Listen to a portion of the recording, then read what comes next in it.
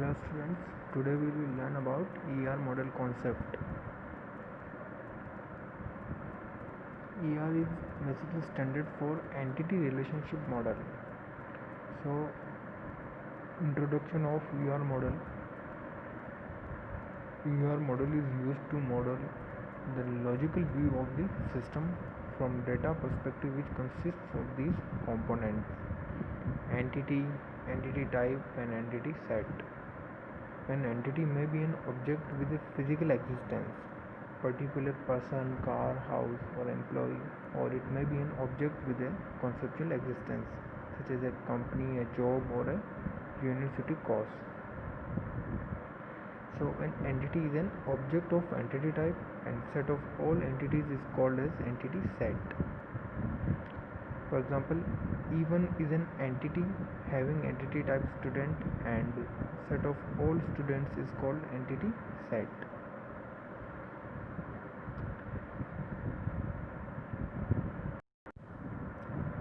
In ER diagram, entity type is represented as this way. Entity is always represented in the rectangular box, this one. So here student is an entity and it is represented in rectangular box, so it is entity type. And when we have more than one entity, then it is called entity set.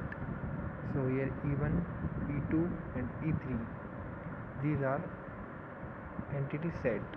So these are the entities E1, E2 and E3, and it is known as entity set. All we are called is entity set.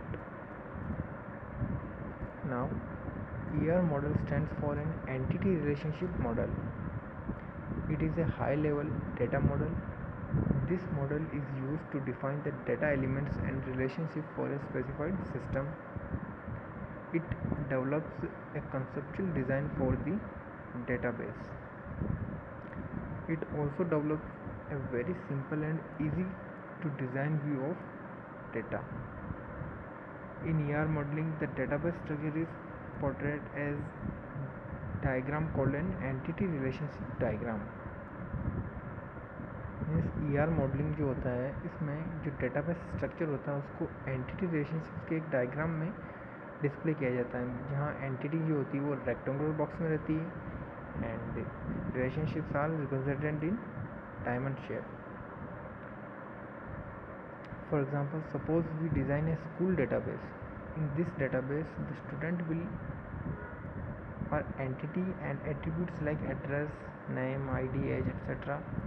The address can be another entity with attributes like city, street name, pin code, etc. and there will be a relationship between them. So basically, entity is E. Entity is represented in the rectangular box, and attributes are represented in oval shape, and the relationship is represented in diamond shape. Okay, so here student is an entity which is represented in rectangular box, and it has some attributes, and these are the name, address, age and ID. These are the attributes of this entity. Now the component of ER diagram. Entity relationship diagrams के कुछ components हैं. ER models are divided in three parts: entity, attributes and relation, where the entity can be of two types. It may be of two types, like weak entity or strong entity, where the weak entity is represented double rectangular box in this way. In double rectangular box, it is known as weak entity, and the strong entity is represented in a single rectangular box. Second one is attributes. There are different types of attributes in ER model: key attribute, composite attribute, multivariate attribute and derived attribute. And third part is relation can be of one of this type: one to one, one to many, many to one and many to many. There are four types of relationship. So So first, entity. An entity may be any object, class, person or place. In the ER diagram, so an entity may be any object, class, person or place. In the ER diagram, an entity can be represented as a rectangular, this one and this one.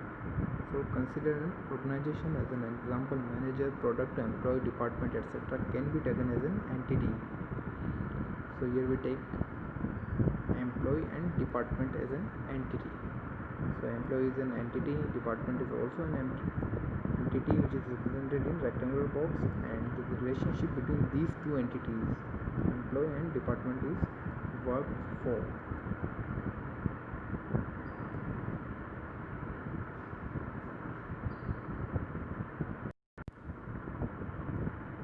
So works for is a relationship between these two entities.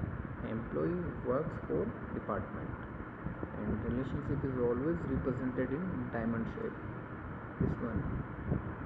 Second is weak entity. An entity that depends on another entity called a weak entity. The weak entity does not contain any key attribute of its own. Means जो weak entity होती है वो doesn't have its own key attributes. The weak entity is always dependent on another entity. We can say it have only partial key attributes, not complete. The weak entity is represented by double rectangular like this. Installment is an weak entity, and the loan is strong entity, which is represented by single rectangular box. Next, attributes. The attribute is used to describe the property of an entity. Eclipse is used to represent an attribute. Because the eclipse or all, for example, ID, age, contact number, name, etc. can be attributes of a student. A student is an entity and it has some attributes: ID, phone number, name, age, which is represented in eclipse or in old shape. Then the key attribute. The first type of attribute is key attribute. The key attribute is used to represent the main characteristics of an entity. It represents a primary key. The key attribute is represented by an ellipse with the text underlined. Means जिस attribute पे underlined होगा, means यहाँ ID, phone number, name and age, these are the attributes. But ID जो attribute है उसमें हमने underline किया हुआ, means this is key attribute.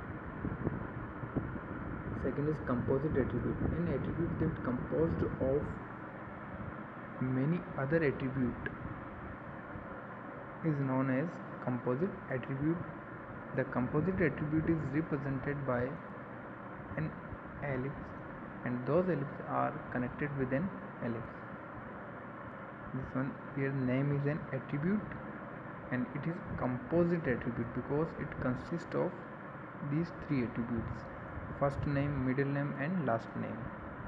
So name is known as composite attribute because it is composed of these three attributes.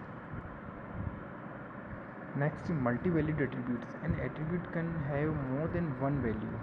These attributes are known as multi-valued attributes. The double O is used to represent multi-valued attributes. This one here is a phone number, means a person can have more than one phone number, more than one contact number. So the phone number, mobile number or contact number can be it can have the multi-valued attributes. It can be represented by multi-valued attributes, and multi-valued attribute always represented by double O's. A student can have more than one phone number, this one. Then the fourth is derived attribute.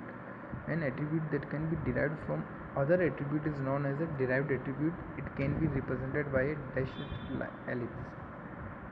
For example, a person's age changes over time and can be derived from another attribute like date of birth. Okay, so we can calculate the age of a person by the date of birth and the current date. So the age is an derived attribute. So here age is represented by the dashed